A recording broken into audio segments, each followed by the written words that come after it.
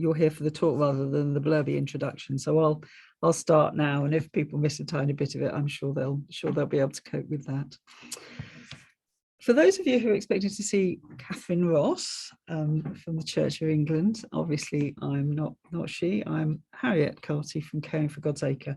Caring for God's Acre have been commissioned by the Church of England environmental programme to deliver bits and pieces of work and generally support their land and nature programme, part of which was taking on these webinars from Catherine, which obviously I was absolutely delighted to do. I'm sure lots of our chores will be more onerous than this delightful one of listening to these fantastic webinars in this series. The first one, as you see, of course, you know, because you signed on to it, is Practical Guidance on Churchyard Management. So just a tiny bit of housekeeping. You've all been introducing yourselves in the chat. That's been lovely. From now on, if you could not use the chat, but if you have questions, if you still want to introduce yourselves, please use the chat. But once the webinar starts, if you have any questions that you'd like to ask, please use Q&A down at the bottom next to the chat. If you get it wrong, don't worry. My colleague Liam, who's doing the tech, he'll move them across. We'll then deal with all of the questions at the end. And also, if you look in the Q&A and you spot that somebody else has asked a question that you were going to ask, or you look at it and go, I'm particularly interested in that, you can just click on it, which, as it were, almost sort of votes for it, and we'll move it higher up the list. Hopefully we'll get to all questions and we'll have a good chat about all of them, but it does slightly prioritise the conversation into hopefully the areas that people have particular interests in. If Andrea is mentioning things on our website or other links during the talk, no need to be scrabbling around trying to write them down or find them. We will be sending out the slides and those links later on today. Well, soon. I'm saying today, but I'm not quite sure when it's going out, in the next few days. So don't worry about that. Just sit back and enjoy the webinar. And also, it is being recorded, and that will be shared on the Church of England website afterwards.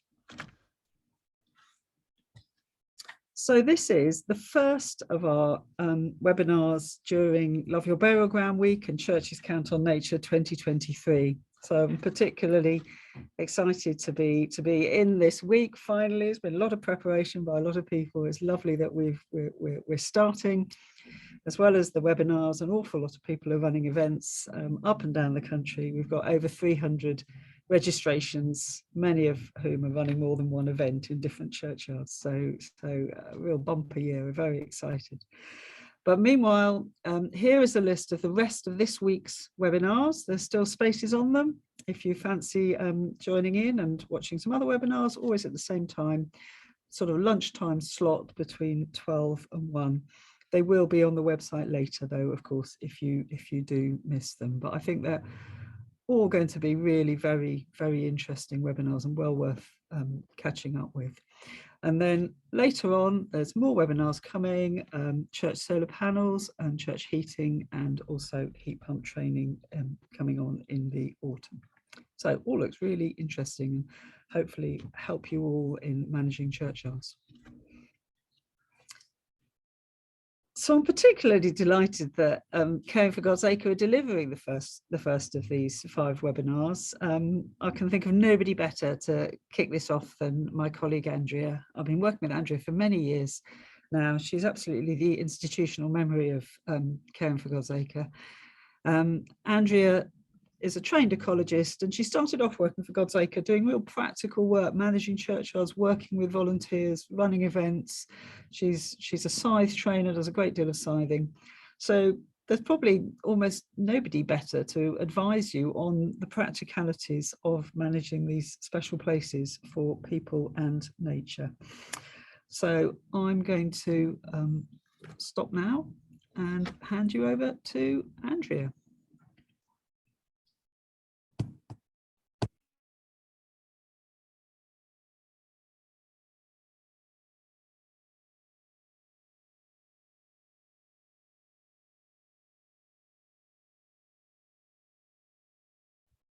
Thank you, Harriet. Can everybody see that? Is that working? Yes, it is. And I'll just quickly look in the chat. I think it's working for everybody. Yeah, nobody's saying that it isn't. So please carry on, Andrea. Okay, thank you. Hello and welcome, everybody. Thanks for giving up an hour on a sunny June afternoon to join us today.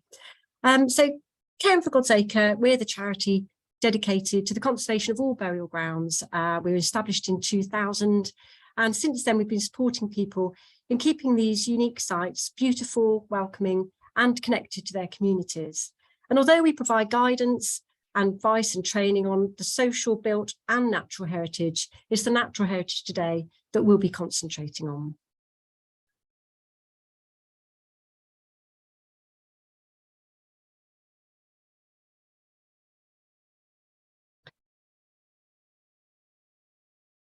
Okay, sorry, that was a sticky slide there. There are over 25,000 burial grounds across the UK, spanning different cultures, religions, and centuries. And the size of each site ranges from maybe 1/4 of an acre for a small rural churchyard to maybe 200 acres for a large cemetery. And added together, it's estimated that the area is similar to Exmoor National Park or the Isle of Wight. So it's pretty significant. But the key point in this really is that sites are distributed in a way that reaches a large section of the community. They're very accessible to a significant number of the population, and they're perfect to become biodiversity hotspots right in the centre of the community and right on people's doorsteps. So there are several reasons why churchyards are fabulous for nature, which we'll cover today. First of all, your churchyard is probably one of the most ancient enclosed pieces of land in a parish, town or city. And the grassland would have been relatively undisturbed, reseeding naturally for hundreds if not thousands of years. And also would have been both scythed for hay and grazed by animals during its time as burial ground. The benefit of this management over a long time is a rich diversity of grasses, flowers and animals. And this old unimproved grassland was once widespread in the UK, but it's now rare. Since the 1940s, over 97% has vanished, mainly due to agricultural practices such as adding fertilizers, herbicides, or ploughing. And your churchyard is likely to predate the 1940s, so it will be one of the few havens in the UK where this ancient habitat remains.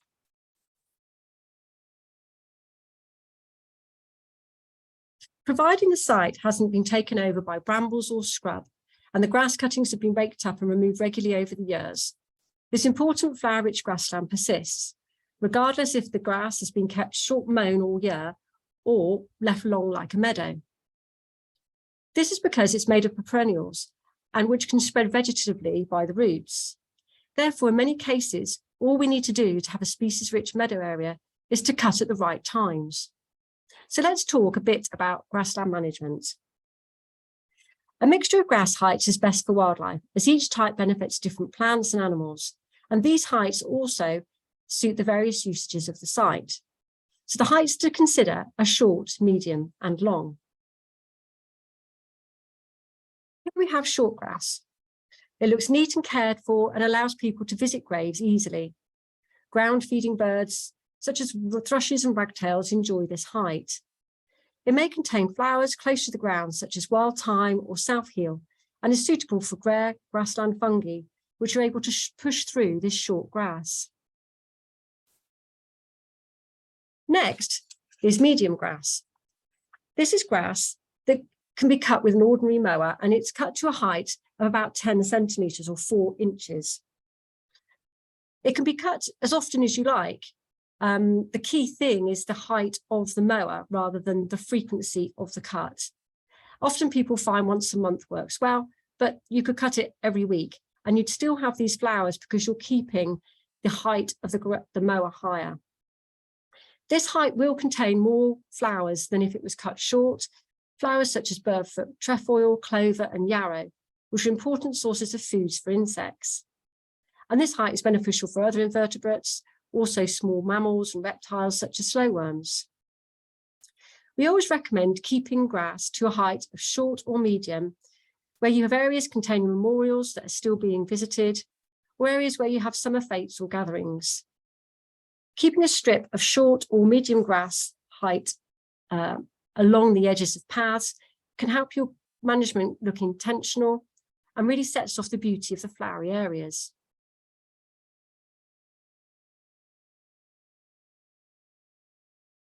Then there's long flower-rich grassland. So this benefits more plants and animals than either short or medium. Increased grass length can lead to improved carbon capture as well and soil health. Grass left to grow longer will root deeper, utilise water and resources more efficiently, and thus have the potential to sequester more carbon. If the site is old and unimproved, then the range of flowers may be spectacular. The key to encouraging wildflowers to grow is keeping the nutrient level of the soil low.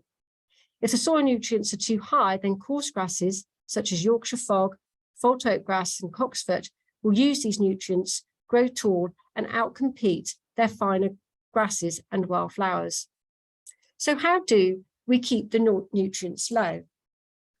The main way is to pick up grass cuttings after every cut, whether that be cutting a few centimetres off or a few metres.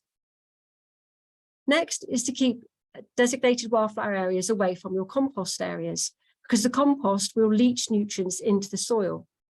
If you have areas of long grass in the summer, cut and remove the grass before it turns yellow or brown. Otherwise, the nutrients will go back into the soil. And also you can introduce yellow rattle.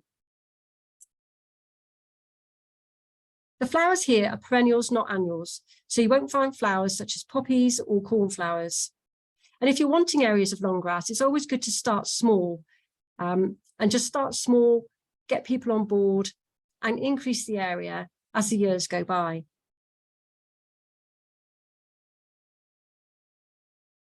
So with long grass, we'll just sort of cover that because that's what we'll probably get the most questions about.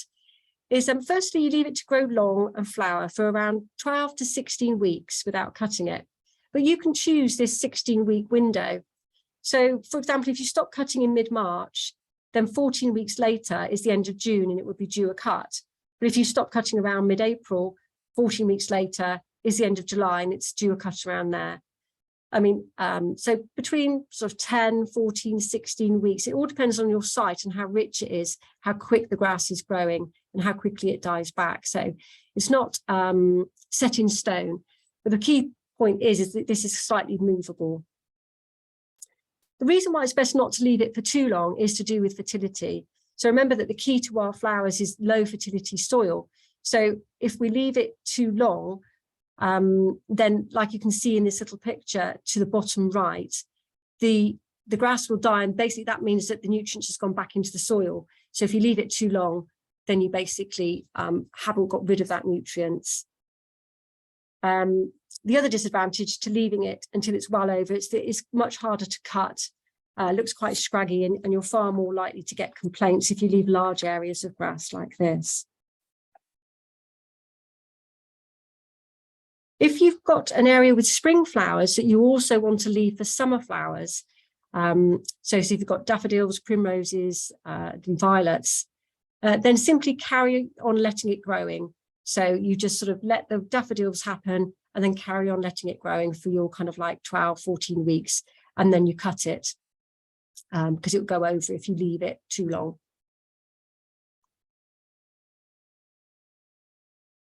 So when you're deciding where to leave grass to grow long, there's a few things that, you know, to consider really. So firstly, flowery areas don't thrive in shady areas, they need light. So have your meadowy areas away from trees or areas shaded by buildings.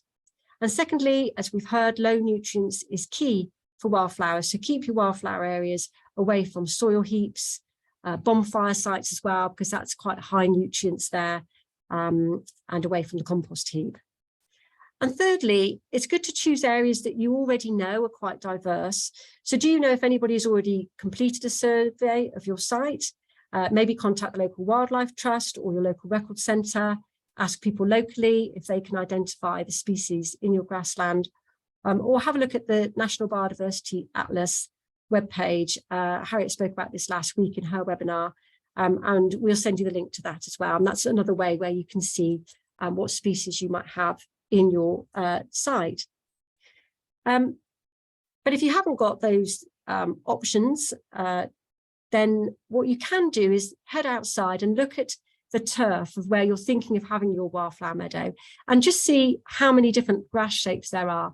And if there are lots of different leaf shapes, like you can see here, then that's going to have wildflowers coming up. So that's a good, so if it's just all, just plain looking grass, then probably the first couple of years you won't get a good show. You might later on, but not to begin with. So those are the kind of basics of managing for wildflowers, but we'll just go into a few examples to sort of put that in practice. So let's think about 3 scenarios. So over the years, what we found is there's sort of 3 different sort of outcomes that can happen when people first leave their grass to grow long. Firstly, you can leave it to grow long and it's full of flowers and looks beautiful straight away. That's great. Next, you might leave your area to grow long and it looks okay, but there's not many flowers. It's kind of mainly grass and maybe a few sort of hawkweeds, like in the top right corner there. And then nextly, the final scenario is that you may have a neglected area that has been left long for more than a year, and you realise you've got some work to do before you can restore the species richness of that area. So this is the first scenario where if you, over the years, you've been moderately mowing your site and regularly picking up the grass clippings, chances are that if you leave the area to grow from mid-March or April for around 14 weeks, you will find in the first year something quite spectacular like this. And the types of wildflowers that you'd see in your area will kind of depend on the area of the country you're in and the soil type. And this is scenario 2, which is like the most common scenario, I'd say, is where you leave an area to grow long and it looks okay, but there just aren't many flowers. And it starts to look quite messy halfway through the season, starts covering up memorials, maybe blocking a bit of access. So not ideal to leave in large patches. And this is usually because the soil is nutrient rich. And the coarse grasses such as the Yorkshire fog, the false oat grass and coxford are taking over because what happens is they enjoy using the nutrients and they can use that nutrients and grow really tall, but the little delicate wildflowers can't use the nutrients, so they just get swamped. And if you find that you've got this scenario, then it's usually because grass clippings have been left on over the years. That's usually the norm. Or that you've left the grass over the years to be too long for too many weeks over the summer and haven't cut it before it's died back down, as we mentioned earlier. The solution to this is to ensure the grass is cut early enough, that the grass rakings are removed after every cut. And even after just 2 or 3 years of cutting this and removing the clippings and, making sure the compost area isn't leaching into it, etc., you'll find a really big improvement of the number of wildflowers. I mean, these areas can also benefit from putting yellow rattle down, which we'll just speak about a bit later in the call, in the webinar. So this is the other scenario, scenario 3, where you have a real neglected area. And you might want to restore wildflowers here. So these are kind of areas that may not have been cut at all for years, and it can sometimes be due to lack of resources, which is understandable. Sometimes it's due to people misunderstanding how to manage for wildflowers and thinking that letting it grow long all year round is what's needed. But if you have a large burial ground, then these neglected areas, they do have their place. They benefit mammals such as small mammals such as hedgehogs, reptiles or birds. However, the variety of wildflowers will have severely decreased. So you've got to balance out what's kind of most needed on your site, really. And because we have only about 3% of our wildflowers left in the UK, then in these sites, we would usually recommend prioritising the grassland, really. So if you have areas like these that are dominated by coarse grasses and scrub, and then restoring them is all about cutting and removing. And what you can do is do this on a monthly or 6-weekly cycle throughout the spring and the summer. And this will reduce the strength and knock back brambles and things like that. And it starts to create the right conditions for the wildflowers. And if you can't do it every 6 weeks, then you could try cutting 3 times, which would be early June, early July, and then early September is what we recommend. You may need to do this for a couple of years, and then follow on with the cutting regimes for sort of flowery grassland. All these will be in links. All this information will be in links that we'll send.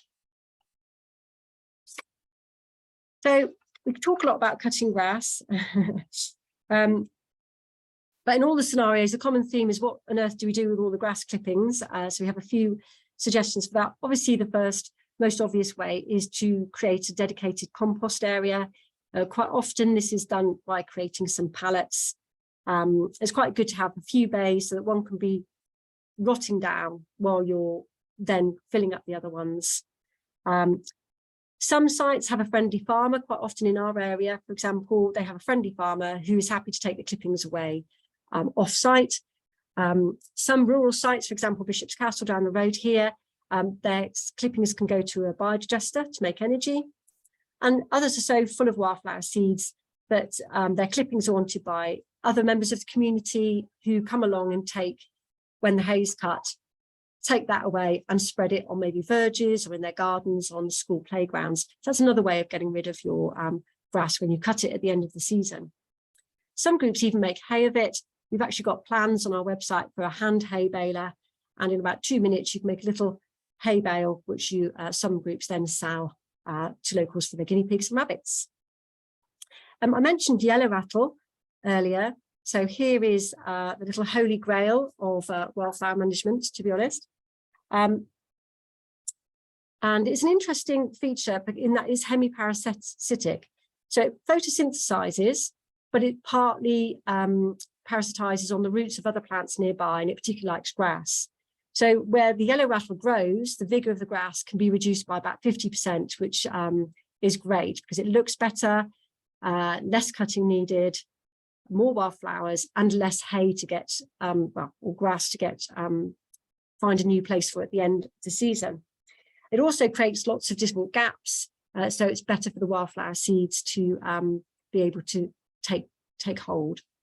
It's an annual, so it needs to be used in the same year that it's harvested, and it also needs to be sown on bare soil before the winter because it needs the cold in order to start growing. And we always find scarifying the soil with a rake or spreading on some molehills as well is a good way to get it to go, get going, I should say. Okay, so now it's time to think about your site and work out what areas are best for your wildflower area, what areas you want to keep short, are there any neglected patches that you want to restore? And here's an example of a beautiful churchyard at St Andrews in Norton. Here you can see by the map that they've identified where they want short grass, medium grass and long grass. So for example, in medium area E, they're going to keep it short. Area C is a spring meadow, but they're going to keep that medium length, and area A is going to have long grass. So where do we start if we're wanting to create a map and a management brief? So many sites, you've probably already got a map your own, because many sites obviously do have an existing map. But if the one you have isn't very clear, or you want to just start a new one, then you can go onto the internet. For example, the 2 top ones are maps from a simple search on Google. And the bottom left is from the Church in Wales Church Heritage Cymru website. And the bottom right is the Church of England's Church Heritage record website. So they're really handy. So quite often we go here and then we might print it off, draw around it, scan it back in so that we can share it with different members of the community and people can add their ideas to it. It's always really nice if people are working on the same map, and lots of maps have lots of memorials marked, but that can kind of be a bit confusing when you're talking about zones for grassland management or where dry stone wallings needed to be repaired, that kind of thing. So once you've got your map, you create a base map, and it's time to mark on things such as entrances, boundaries, paths, orientation, trees and permanent shrubs, your compost area, and any listed structures. Also, you can mark on current usages of the areas. So where do new burials take place? If you have an outdoor marquee in the summer months, where do these go? This example is of a grassland management base map, but of course you can always add on if you want to repair any memorials, if you've got dry stone wall areas that need repairing. So it's just the same principle for all types of management in the churchyard. So when you've got your base map, it's also good to plan, as well as plan what you want to do, to plan when you want to do it. And it's quite nice to involve lots more people at this stage, because a plan drawn up by several people is much more likely to succeed. And it's always good to agree on a vision, maybe, of your management plan in general. So, for example, for here, we had this burial ground is cared for in a way that makes it a special place for visitors, in keeping with its function of burials, a fit setting for the church and a haven for wildlife. So when they're thinking about management decisions, they're trying to kind of make sure that it's still a special place for visitors. It's still in keeping with its function of burials. You know, then we're not talking about rewilding the churchyard here. We're talking about enhancing it. So it remains special for all its functions. So here you can mark on, here there's a colour code. So they've done a colour code here for short mown grass, medium mown grass, long grass, and also tusky grasses around the edge.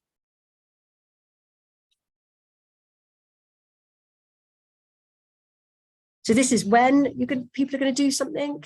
So once management work's been agreed, it's good to have a seasonal kind of time scale for tasks. It's good to know what to do each year, but also maybe a 3-year work plan. It's very easy to think that everything needs to be done in the first year, and people can easily get a bit overwhelmed. So we quite often use a kind of a seasonal one, January to December, and then a year 1, year 2, year 3. So if you look at this plan here, this group has identified that the wall repair needs doing sooner rather than later. Maybe it's a bit unstable, so they've popped that in year 1. And when changing management, it's also good to think about the impact that has. So, for example, if you're wanting to encourage wildflowers, then you need to pick up the grass clippings. Where are these going to go? Will it be off-site? Will you need a compost area? So having these kind of different years, for example, you might decide year 1 is when you get the compost area sorted, when you get consult with the community, and year 2 is when you actually start leaving grass to grow long. And the same kind of thing with dry stone walling. So when you have your plan, it's really good to let the wider community know what you're doing and why. In our experience, when groups do engage, do start managing in a way that's obvious that they're being managed sensitively for wildlife, then more of the community quite often get involved. And a written plan is much easier to kind of share on your notice board and delegate tasks and share with the work parties that help out. So put a poster in the church and have maybe just temporary signs up while the grass is long, explaining what you're doing. We have got a blog post on our website about the different wording for these signs that might help if that's of use.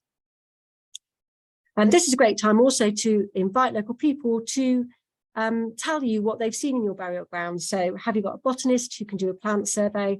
Is there a bird enthusiast who can let you know what birds visit your site? And by having a kind of species-rich grassland, you're not only preserving the kind of remaining 3% of this special habitat, but you're also preserving the fungi, invertebrates, and other animals that rely on it.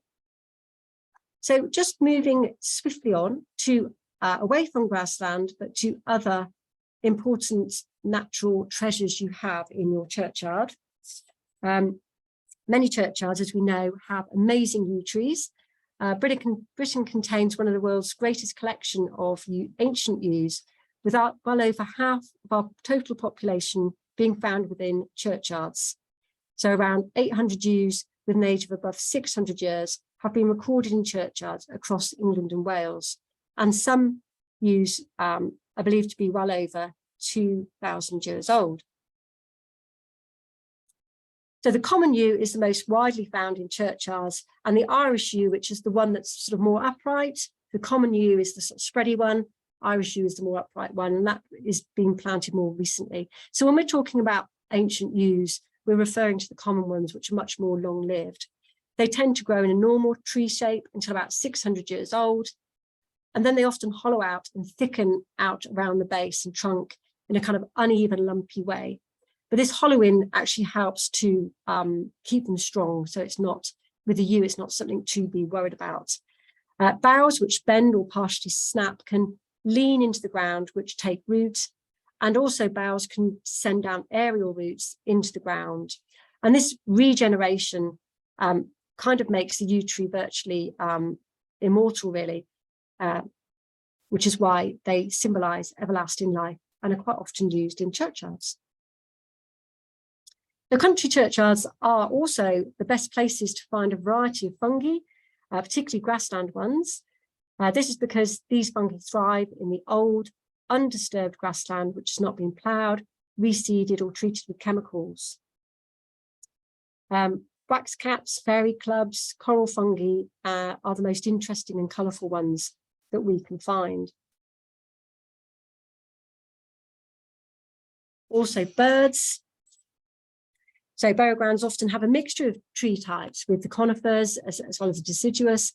And these are really valuable to birds that raise several broods in the breeding season. So these birds have to start early. So they might use the conifers to begin with, and then later on move to the deciduous trees. And if you think about it, in churchyards, there's a wealth of nesting, feeding and roosting opportunities. The external building walls, buttresses, gargoyles and ledges, porches, towers and spires and ivy-clad memorials, list goes on really. And birds such as swifts are here for only about 3 months, and those sites with suitable nesting places are really important for this bird, which, as we know, is in decline. In the past 15 years, it's dropped by 40% the numbers. So many site managers, as well as ensuring that building renovation work doesn't remove swift nesting places, are also increasing the opportunities for nesting by putting swift boxes behind the louvres, in the church tower. Nest holes, nest boxes or swift boxes can also be fitted onto buildings, including listing ones, without too much difficulty. And again, we have some information on that on our website.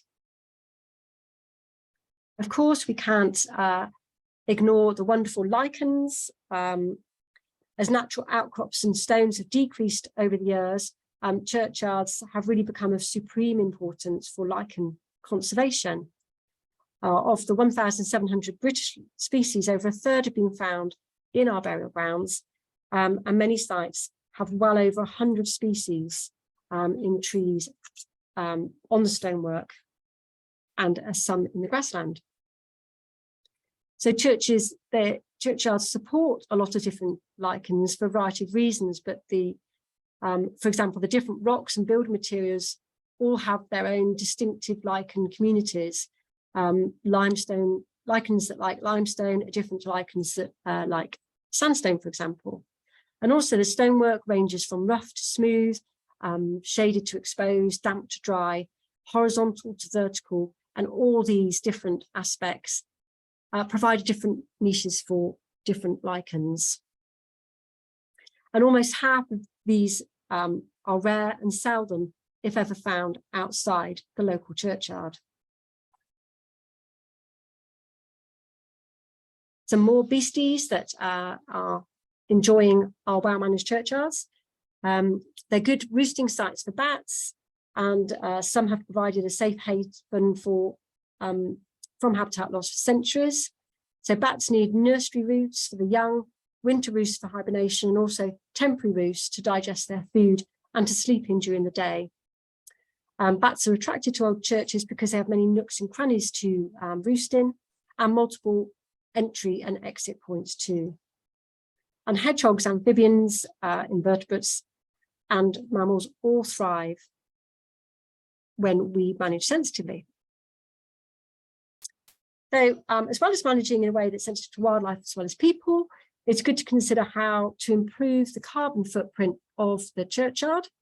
So this can be reduced by reducing the amount of carbon being released into the atmosphere, for example, by reduced mowing, and also by increasing that which is stored in the plants and stored in the soil. So, for example, grassland is often overlooked as an important store of carbon because you can't see sort of big trees or shrubs or anything there. But they do store carbon within their stems, shoots and leaves, and particularly in the roots. And it's estimated that up to 30% of the Earth's carbon is stored in grassland as soil carbon. The higher number of species in the grassland, the greater the amount of stored carbon. Taller grass means deeper roots, more soil activity, and therefore more soil carbon storage.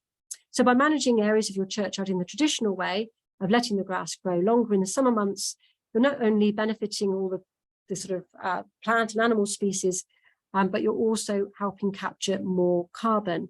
And we'll share the link to this action pack sheet, which is a new one, which we wrote with support from the Church of England and the Church in Wales. We've now come nearly to the end of the talk. So here, one of the final slides, here's an aerial view of St. Catherine's Church in Birkenhead. And this helps put in context, I think, the importance of where many sites are, and they're nestled right in the hearts of communities, accessible to those without transport, those with mobility difficulties, and perfect for those working in cities looking for a peaceful place during their busy day. And even rural churchyards are much needed sanctuaries for wildlife, as they're often some of the few spaces that are not intensively managed. So it's likely that you're here today because you're one of the very special people giving up your time and energy to keep your churchyard special. And here are some ways that we can help support you in this. So do visit our website. We have lots of free resources and little mini films to help you with the information you might need. We do have quite a popular webinar series that's starting again this autumn. So look out for that or join our mailing list, and then you'll be informed of when that's happening. If you want to, it's really nice, actually, if you haven't seen many churchyards that or burial grounds that have got really flower-rich grassland, to visit one. And so if you go to our website, there's a Find a Flowery Burial Ground page. And on there, we've got a map of some really nice burial grounds, which if you visit in summer months, you can see how beautiful they are. And also the people who submitted those sites have also agreed that they're really happy to chat to other people about their journey in doing this, which is great. If you have a site yourself or know of one that you think would be great to go on the map, then do let us know. We've got nature notes, which we send out to people on the mailing list every month, which is a little snippet of what's going on in the churchyard in that month. A lot of people then send that to their local newsletter to keep the churchyard at a higher profile regularly in sort of the public newsletter. So that can help. And maybe consider becoming a member. We're a small charity and we do have a lovely membership. There's lots of advantages of being a member, which are on our website. One is that we have an online community where people can ask questions, watch all our past webinars, and every month we will be there live answering questions and answering your questions. And so that is me for now, and we can get on to the chat.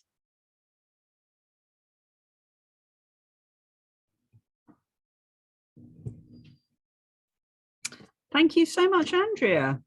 That was absolutely delightful, and I'm sure everyone would agree we were beautifully transported to a whole load of lovely places and beautiful images of plants and animals and churchyards. We've got quite a few questions, and while people are just popping more questions in there, I just wanted to make one observation that I picked up from your aerial photo of a churchyard, which are clearly have been taken at a dry time of year. And the short grass was yellow. It was completely burnt off, looking really very sad.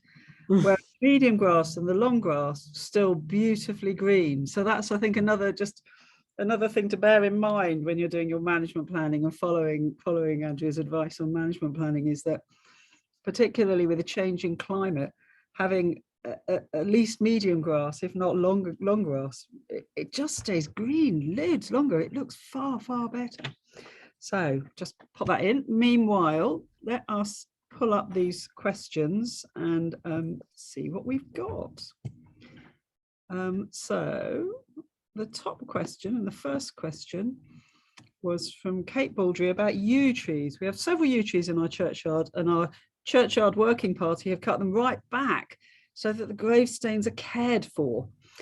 She's got quite a few speech marks around that, suggesting that wasn't perhaps what she would have chosen to do herself. Is this okay? And if not, please can someone give me some reasoning so I can work with them? Thank you. Yeah. Okay, so tricky one to start with. Yeah. First of all, we will definitely send a link to somebody called Russell Ball, who is a yew tree specialist, and he's done a really great YouTube video, which we'll send you a link to, talking about, it's about 25 minutes. You've got to be an eager beaver to get through it, but he's a great presenter. But it talks about the whys. Here's basically with yew trees, they're very old, they're very slow growing. And the key thing is they've got a very big trunk and very small leaves. And the ratio of that means that if you start lopping off branches and, with the green bits on, not leaves, needles they are, aren't they? Then you can actually spiral the yew tree into decline quite easily. So when you see a yew tree that's permanently clipped all the time, that's fine, that's fine. But you can't start doing that to an ancient tree which is already spread out and is already kind of a nice shape and has got this massive trunk that it needs to keep alive with only a small amount of tiny needles. So if you watch that video, it's basically try not to lop anything off if you don't know what you're doing. Get an I can never say the word, Harriet, arboriculturalist. Yeah, that's it. One of those. A trained person. A tree expert. And actually, because if it's a really old tree, you might find the local authority has a tree officer who will come and give you some advice for free as well. But the key thing is caring for yew trees. Don't lop off if you can possibly help it. Get advice before you lop anything off. You can lop it off, but with advice. Also, don't put any soil or compost or soil spoil or grass clippings under the tree, because the roots need air to get to them. And the more you put grass clippings and soil under the tree, the more it stops the air getting to the roots. And again, it can go in a spiral of decline.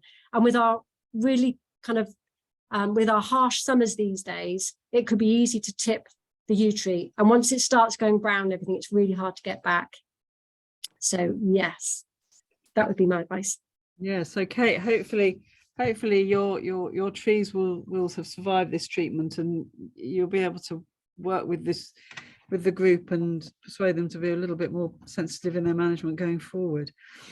Harriet, somebody just popped up there, somebody about removing ivy from yews. Definitely remove ivy from yews. Again, it's because the fact that they haven't got a massive photosynthesizing capacity. So anything that covers that or takes it away by lopping a branch off is really detrimental. So definitely take ivy off yews. Yes. Great, thank you for that. Yeah, you don't need to off other trees on the whole, but yews you do. Yeah. Ruth asks about yellow rattle. I think on the whole, I think perhaps Ruth, you asked that early on, and Andrea answered that. Yes, I mean, basically you want to be sowing it, as we said, on bare ground from as soon as it seeds, sort of July onwards really, and then through to the end of autumn, so that it does get that overwintering. Is there anything else, do you think, Andrea, to add to that one, or is that's the only thing I'd say is if you've got an area which has got lots of birds and pheasants, then you might want to do it a bit later and not so if I had collected lots now, I probably wouldn't sow it now. If I knew there's lots of pheasants and birds that are going to gobble it all up, I might wait later to the year, sow it and stamp it in. That's it. I know one place a few places that have tried to establish it, and it was because the pheasants kept flying and eating it all the time. So once they did it a bit later, that helped. Good stuff. So a question here from Dennis about how long it takes to establish a wildflower meadow from seeding. to seeing plants well established, especially on heavy clay soil? Yeah, it's a bit of a different question, this one, isn't it? Because on the whole, we're not talking about seeding from scratch within burial grounds and churchyards. No, we're not, because if it's pre-1940s, it will probably have everything already there. You just need to manage the cutting regime and get the nutrient level down in order for those perennials that have been there for hundreds and hundreds of years to come through.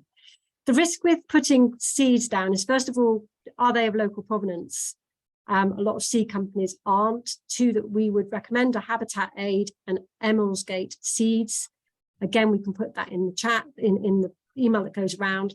They're very good at giving you the right seed for your right area.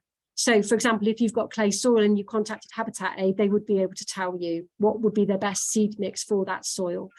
But in terms of churchyard management, when we don't really encourage much seeding, just mainly manage what you've got first, see how that goes for a few years. You might want to supplement it with some seeds, but that might be from another local churchyard nearby. But that's what we mainly recommend. I suppose the key thing with a heavy clay soil as well is that it holds nutrients for longer. It takes more time to get them out, doesn't it? If you've got something very free draining, particularly the nitrogen is whooshed off pretty quick, so it might just take longer. Yeah, great.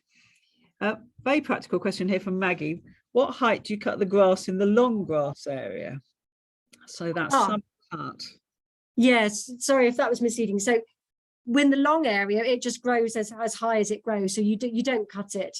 So with medium, what's happening is you're cutting it and you hire the mower bar, but in areas that you leave to grow long, it's just left to grow long, and then you cut it at the end of the season. And some places only grow, I know some places that only grow a foot long because they're quite low nutrients, maybe they're on a slope, sandy soil, and then other places might grow a metre long, and then that's cut.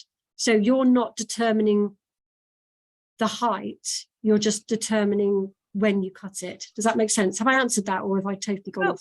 Oh, no, you've answered it.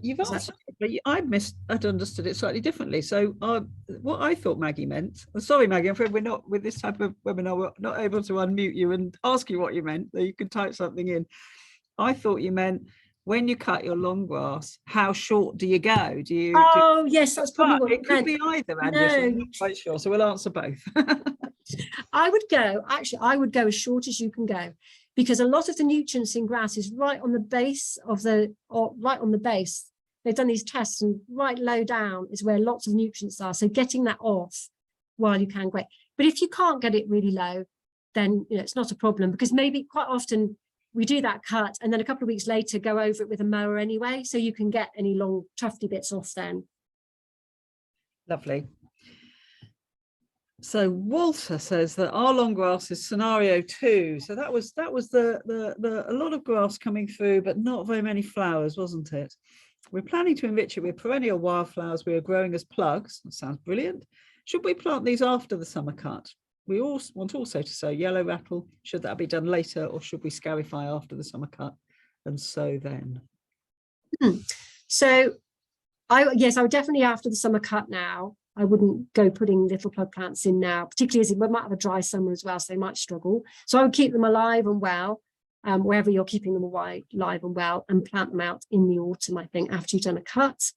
With yellow rattle, if you haven't got a problem with, again, yeah, definitely yellow rattle, do it after you've cut it and raked it. If you've got a problem with pheasants or anything, then leave it later in the season when they've stopped flying around. But in general, when you've done a cut, rake, scarify, and then get that down sort of after your summer cut. Also, I think after a summer cut and raking, you've got an awful lot of bare ground visible, haven't you? It can almost half scarify it just in the action of cutting, which then saves you from another job. Question here from Nige. Any ideas on how to get rid of horsetail from grass areas? It is spreading and seems to be worse in areas where long grass has been cut with an Allen scythe. I looked this up actually. I think Natural England have got a really good fact sheet on horsehair. Well, what was it called? Horsetail. Horsetail.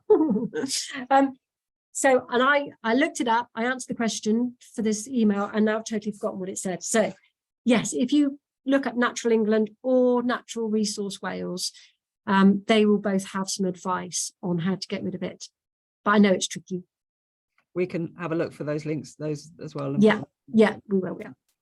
Yeah. I suppose also the question is, you know, how much you want to get rid of it and whether it's okay in some areas as well. So, do you have advice on quite intensive use of our churchyard by dog walkers? Asks Rosemary. Yeah, that is a problem. Are they? So I presume it's the poop that's a problem, rather than just people walking their dogs. Okay. The best solution I've ever come across, and it works a treat, is on the path, do an arrow with chalk and write, please clear up after your dog. And I know it will be there for a few weeks, so you can scrub it off. But we do that in Prestine, and wherever there's regular dog poops, if you just do an arrow and go, please, can you clear up after your dog? Because that one person will be coming through and their dog will probably be using the same regular place all the time. It really exposes them just in a very sort of, because you don't know who it is, but it really does help. Also, just little notices and that, but people usually, the thing is, people know that they're not supposed to let their dog poo in the churchyard. So little polite notices don't normally work because they already know that, don't they? But I think something about doing a little chalk on the tarmac with a little arrow saying, please, can you, just works. Bit obscure, I know, but works.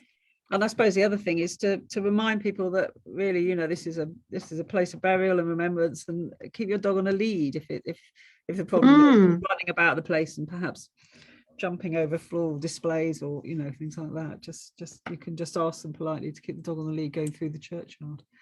But yeah, it can be tricky. It's usually a very small minority, isn't it? And most people are behaving well. Yeah, well, good luck with that, Rosemary. I hope that helps. So Jackie says, we have an area which we've prepared for wildflowers, but it's now one mass of cow parsley and thick nettles. So what can we do? It sounds a bit nutrient rich, doesn't it? Yeah, nettles are very indicative, aren't they, of nutrient rich. So is it by a compost heap? Is it at the bottom of a slope? Is it where you've had grave soil put before? Try and identify what is it where you've had a bonfire, for example. So maybe try and identify what has in the past made it nutrient rich, or what is still making it nutrient rich. And if it really is that rank, it might be good to, in the meantime, while you're trying to make that more nutrient poor by cutting and raking off and everything, choose another area for your wildflowers. It might be a bit shady as well, don't know, but it's definitely too nutrient rich. I was in a churchyard a while ago near Sheffield, where you could clearly see that in the past there had been runoff from a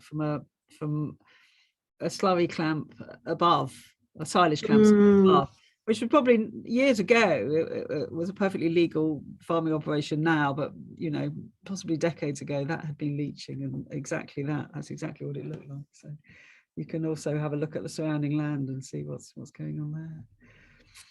No, yeah. Got people complaining. I think everybody probably will have some experience of that. What about hedges, ivy and moss? People are complaining the hedges are untidy and the ivy and moss are taking over the gravestones.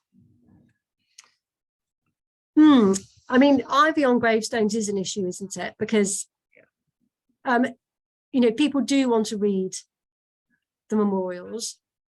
There's the social history there, there's built heritage there, and we would normally advocate not allowing ivy to take hold of a gravestone if it isn't already there. So if an ivy isn't already on a gravestone, then our advice would be don't let it take over a gravestone. And also, if we think about the lichens, that is probably of a more important species than ivy. I know ivy then supports other things, great, but lichens on a headstone are incredibly important, and so is people's feelings about visiting their loved ones. So ivy, you could, you know, maybe on the walls or somewhere else, up a tree, not a yew tree, but that's fine, but not really on headstones. If ivy's already taken a hold of a headstone, then pulling that ivy off can actually pull down the headstone. So we would then advocate clipping it right back and keeping it not too heavy. In terms of people complaining in general, then I think having a regular slot so that you're always keeping people in touch with what's going on, you know, talking about the birds that are nesting in ivy, talking about the bees that are enjoying the flowers, that kind of thing, whether it be, you know, in the vicar doing it in the church or in your parish newsletter or whatever, then I think really helps. So maybe an open day or an open event where people come around and you talk about the different management options. And Harriet, you've probably got some ideas as well. Yeah, I was also thinking of, well, you were just speaking of that survey done in Sussex churchyards. It's quite a few years ago now, where more people were consulted, because I think almost every vicar and church warden and churchyard volunteer has had somebody complain about something or other, and it is on the whole that people complain that things aren't neat enough. But actually, if you can survey a wider proportion of your community, I've never known a situation where that person didn't then get put into a context that they're not the majority voice. It doesn't mean that their anxiety isn't valid, but it often comes out that it's about 3% who are worried about this neatness and making complaints, unless there's some specific, you know, real problem like brambles all over the path or something. So putting it into context can really help you, because none of us like to be on the receiving end of problems. And the other thing is, you know, as Denise says in the next question, signage is extremely helpful. I didn't quite answer what you were saying, but a slightly different point. But yeah.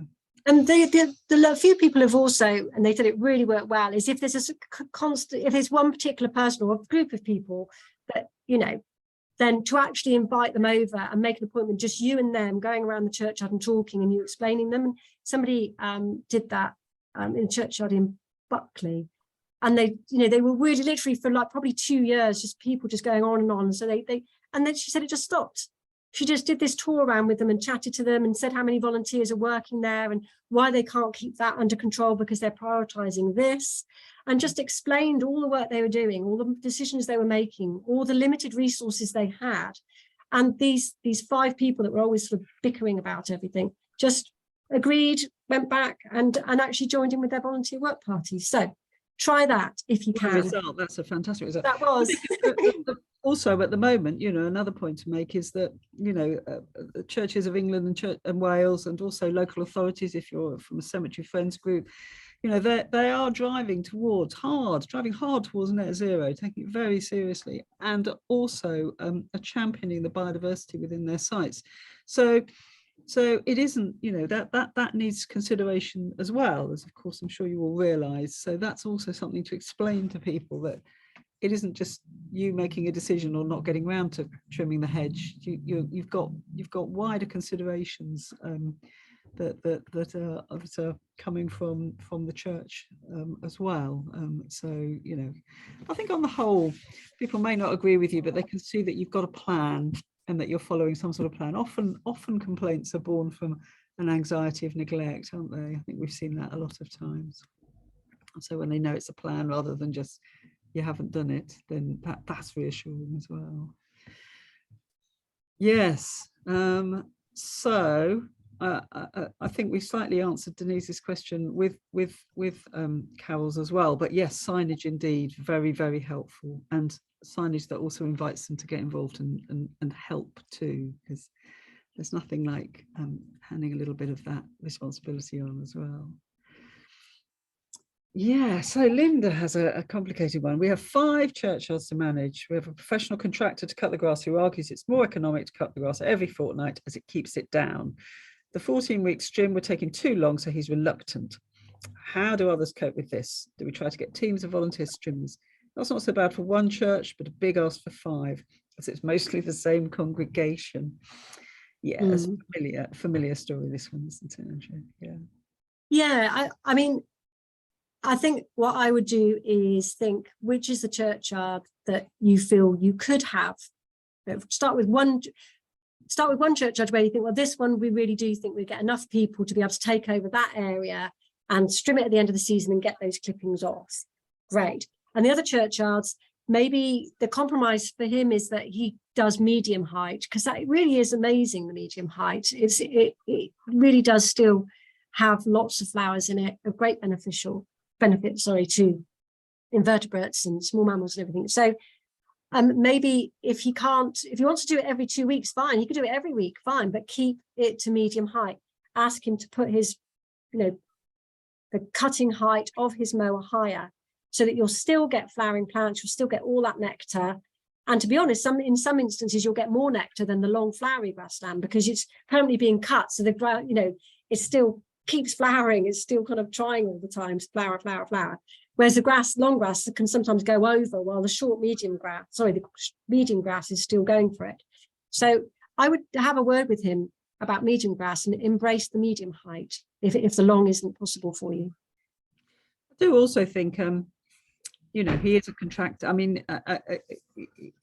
it probably isn't quicker or cheaper to manage as long grass, but it's probably not more expensive actually.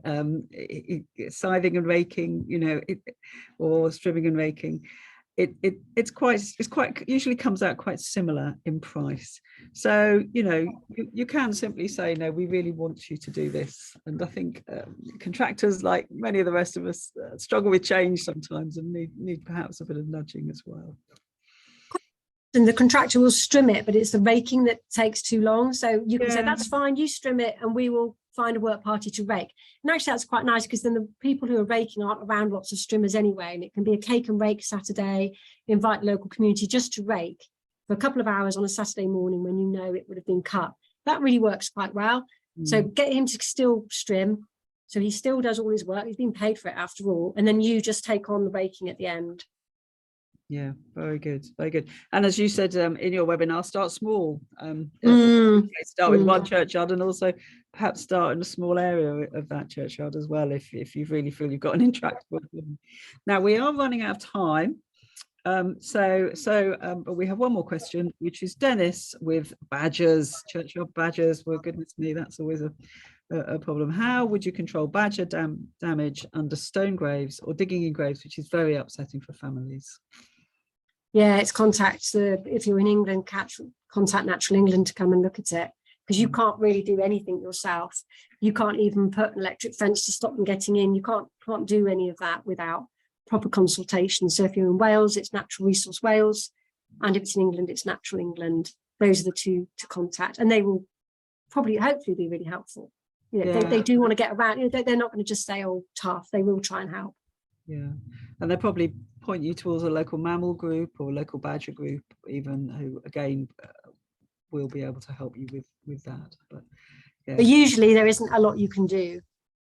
I mean, there's been one in Ludlow for as long as I've been working for Gods Acre, 20 years, and bones are still being dug up by badgers, and they have had a lot of advice and help, but that's just the way it's panned out. It's very rare that they will redirect badgers, to be honest.